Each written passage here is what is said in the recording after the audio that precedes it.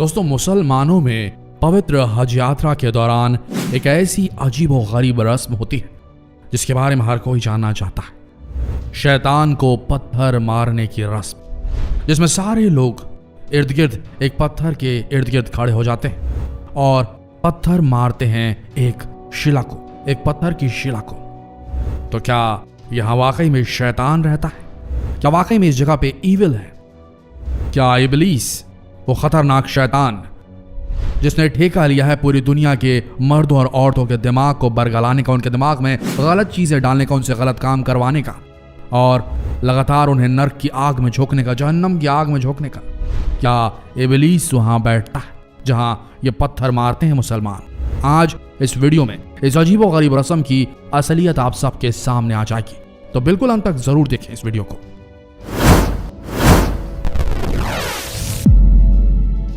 देखिए, धर्म कोई भी हो, आस्था और विश्वास एक सा ही होता है। भगवान को पूजने के तरीके अलग हो सकते हैं, पर धर्म का सार एक सा है। सभी धर्मों के लोग तीर्थ यात्रा पर जाना अपना सौभाग्य समझते हैं।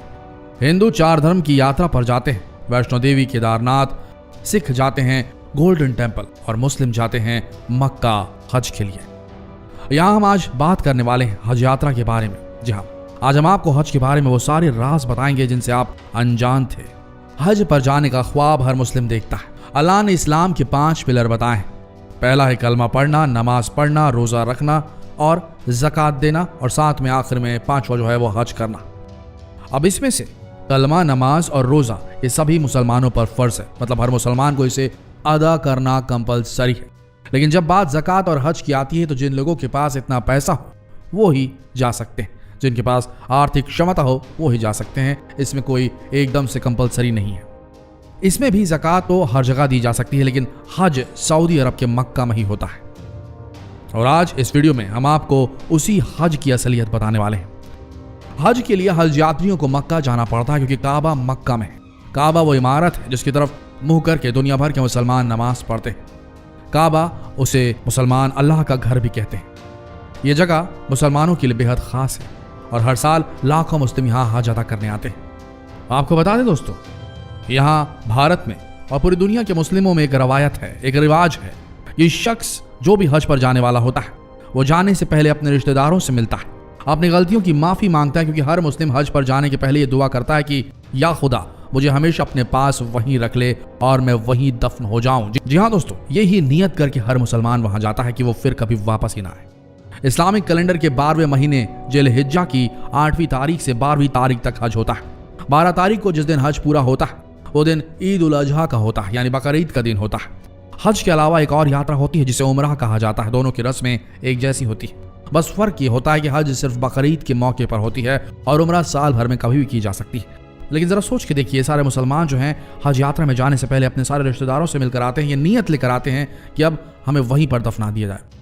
ऐसा अगर मौका हो तो अल्लाह हमें वहीं रख ले, हम अपनी आखिरी सांस वहीं लें। सोचिए, और इन सब के बीच में वो पत्थर मारने वाला रिवाज जहां शैतान रहता है। शैतान की उपस्थिति क्या है? क्या वाकई में वहां शैतान रहता है? क्या वो जगह वाकई में खतरनाक और सुपरनैचुरल पावरों से पूरी तरीके से भरी पड़ी? जानते हैं आगे।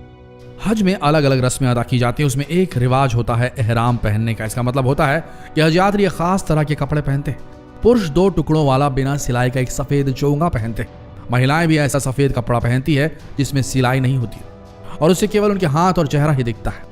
इसे पहनने के बाद कई चीजों से परहेज करना होता है, जैसे शरीर के किसी भाग के बाल निकालना या काटना, खुशबू लगाना, इतर लगाना या नाखून काटना, लड़ाई झगड़े करना। इसलिए एहराम बांधने से पहले ही अपने जिस्म की पूरी सफाई कर ली जाती है। एहराम बांधने के बाद कुरान की आयतें पढ़नी होती है और लड़ाई झगड़े की कहीं पर कोई भी बात नहीं की गई। अगर कोई भी ऐसा करता है तो ये टूट जाएगा। एहराम पहनने के बाद हज यात्री को काबा पहुंचना होता है। यहाँ नमाज पढ़नी होती है और फिर काबा का तवाफ यानी कि परिक्रमा करनी होती है। काबा पर आकर सारे मुस्लिमों के सर एक साथ सजदे में झुकते हैं। वैसे तो दुनिया भर में शिया, सुन्नी और बरेलवी देवबंदी के झगड़े होते रहते हैं, ये आपस में ही लड़ते हैं, कुछ इनके गुट होते हैं। लेकिन जब बात काबा की हो, या नमाज पढ़नी होती है और फिर काबा का तवाफ यानी कि परिक्रमा करनी होती। काबा पर आकर सारे मुस्लिमों के सर एक साथ सजदे में झुकते हैं। वैसे तो दुनिया भर में शिया और सुन्नी की लड़ाई आपने सुनी होगी, बरेलवी और देवबंदियों के झगड़ों के बारे में आपने सुना होगा, लेकिन मुसलमानों का हर कुनबा, हर गुट काबा में आकर एक हो जाता है। हर मुस्लिम यहाँ आकर खुद को खुदा का बंदा मानता है और दुनिया के सारे झगड़े और फसाद भूल जाता है। सोच कर देखिए दोस्तों, इस बेहद शांति प्रिय रिलीजन को, शांति प्रिय धर्म को किस तरीके से टेरराइज कर दिया गया है। यहाँ आतंकवादियों को ट्रेन किया जाता है और उन्हें गलत काम करने के लिए मोटिवेट किया जाता है। तो ये गलत ही मुसलमान होंगे जिनका ईमान पक्का नहीं होगा, जो हिंसा का रास्ता अपनाते हैं। असली मुसलमानों को इस तरीके से नहीं बनाया गया था। इस्लाम में कभी हिंसा की कोई शिक्षा नहीं दी जाती। खैर, आगे बढ़ते हैं। काबे के तवाफ के बाद सभी हज यात्रियों को सफा और मरवा पहाड़ियों के 7 चक्कर लगाने होते हैं और दुआएं पढ़नी होती है। पहाड़ियों के 7 चक्कर सोचिए। और अब आब ज़मज़म का पानी पीना होता है।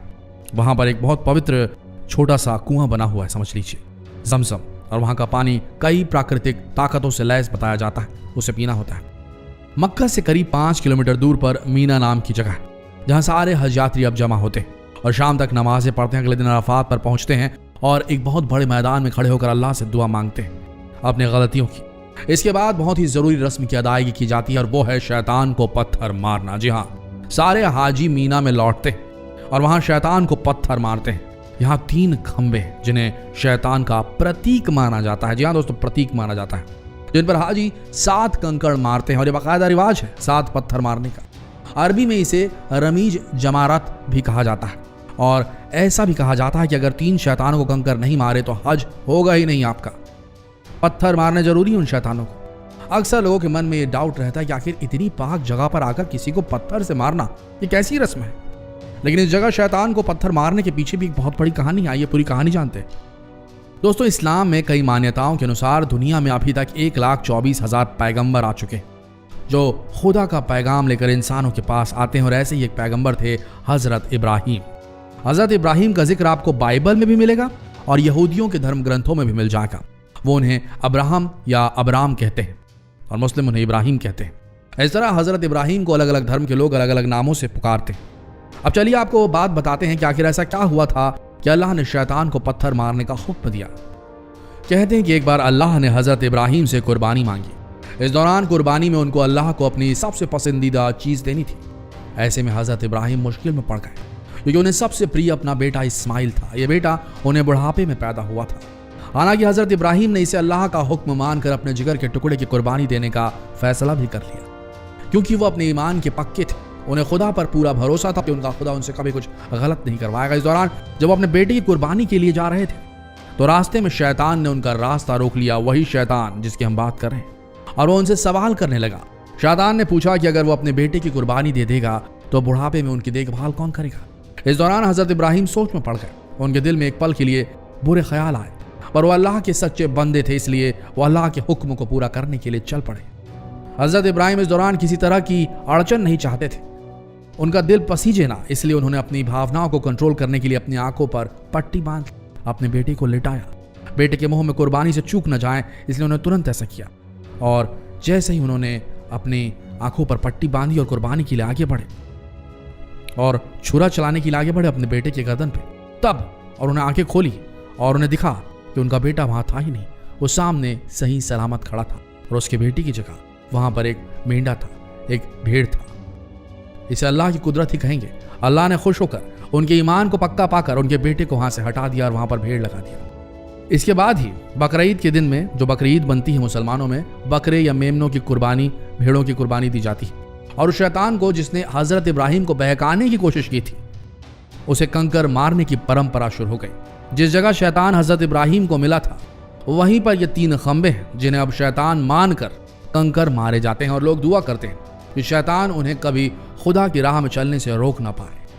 हज के बाद में इन पत्थरों या कंकड़ों को फिर से जमा करके रिसाइकल किया जाता है ताकि गंदगी ना हो। इसके बाद सभी हाजी कुर्बानी की रस्म अदा करते हैं और ये भी एक बहुत ही ज़रूरी रस्म है। इसके लिए सऊदी सरकार आपको टोकन देती है और आपके द्वारा की गई कुर्बानी का गोश्त दूसरे गरीब देशों के मुसलमानों में बांटने के लिए भेज दिया जाता है।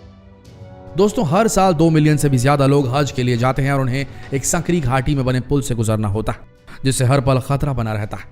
सऊदी सरकार अपनी तरफ से पूरी कोशिश करती है कि कहीं भी कोई बदइंतजामी ना हो और किसी हाजी को कोई परेशानी ना हो। इसके लिए उनके यहाँ साल भर तैयारियां की जाती हैं।